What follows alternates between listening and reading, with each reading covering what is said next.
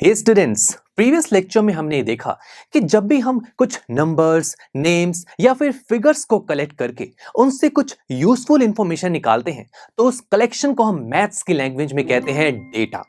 अब दोस्तों यूजुअली जब भी हम किसी डेटा को कलेक्ट करते हैं तो हम रफ फॉर्म में सबसे पहले उसे लिखते हैं जिसे हम कहते हैं रॉ डेटा।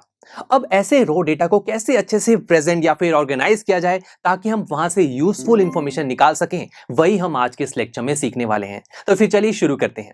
तो इसके लिए हम एक सिंपल से एग्जांपल को कंसीडर करते हैं। लेट्स से मैंने कुछ ग्रुप ऑफ स्टूडेंट्स से डिस्कस किया कि उन्हें कौन सा सब्जेक्ट पसंद है और उन सबसे डिस्कशन करने के बाद मेरे सामने ये कलेक्शन निकल के आई। जैसे कि पहले स्टूडेंट को आर्ट्स पसंद है, नेक्स्ट को मैथमेटिक्स, उसके बाद साइंस। अब उसके बाद इन सभी कलेक्शन को देखने से अगर मैं यहां से यूजफुल इंफॉर्मेशन निकालना चाहूं तो कैसे देखें। अगर मैं जानना चाहूं कि साइंस कितने स्टूडेंट्स को पसंद है तो मुझे काउंट करना पड़ेगा। 1 2 3, ये हो गया 4। बहुत ही टाइम कंज्यूमिंग टास्क लग रहा है ना।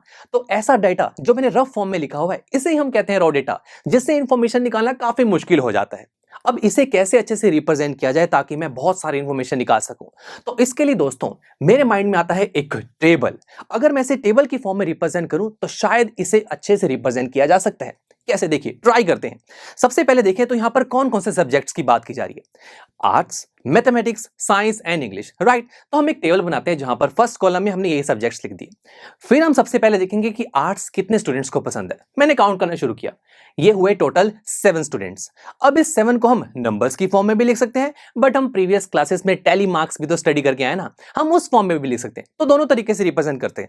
सबसे पहले टैली मार्क्स में रिप्रेजेंट करना चाहें 7 को, तो हमें पता है कि हम टैली मार्क्स में नंबर्स को लाइंस की हेल्प से रिप्रेजेंट करते हैं। तो कैसे करेंगे, देखिए, हमें 7 तक जाना है। 1 2 3 4 और फिफ्थ के लिए हम ये एक इंक्लाइन लाइन फॉर्म करते हैं। तो ये एक पेयर बनता है टैली मार्क में जिसकी वैल्यू 5 होती है, बट हमें 7 तक जाना है तो हमें नेक्स्ट पेयर शुरू करना पड़ेगा। हमें 2 और चाहिए, तो 1 2, दैट्स इट। अब लेट्स से अगर वैल्यू 10 होती तो फिर मैं क्या करता, 1 2 2 तो हो गए, 3 4 एंड ये 5, तो दोनों पेयर की वैल्यू 5 5 + 5 = 10। ऐसे हम टैली मार्क में नंबर्स को रिप्रेजेंट करते हैं, बट हमें 7 तक जाना है तो ये तो हम हटा ही देते हैं। तो ये हुई वैल्यू 7 और नंबर की फॉर्म में भी हमने लिख दिया। इसी तरीके से मैथमेटिक्स हमने काउंट किया, वो हुए 5, तो हम 5 को टैली मार्क्स प्लस नंबर दोनों की फॉर्म में रिप्रेजेंट करेंगे।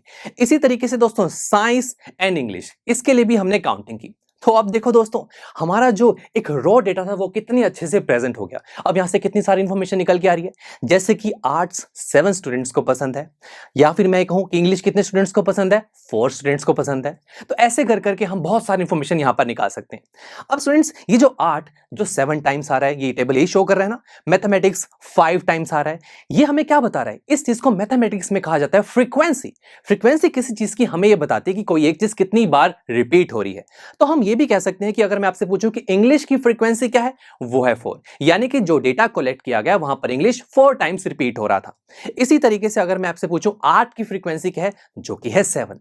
दैट्स वाई दोस्तों इस टेबल का नाम रखा गया फ्रीक्वेंसी डिस्ट्रीब्यूशन टेबल। एक ऐसा टेबल जहां पर फ्रीक्वेंसी के बेस पर हमने नंबर्स को डिस्ट्रीब्यूट किया, उसे ऑर्गेनाइज किया। तो काफी इंटरेस्टिंग मेथड था जिससे हम रॉ डेटा को अच्छे से प्रेजेंट कर पा रहे हैं।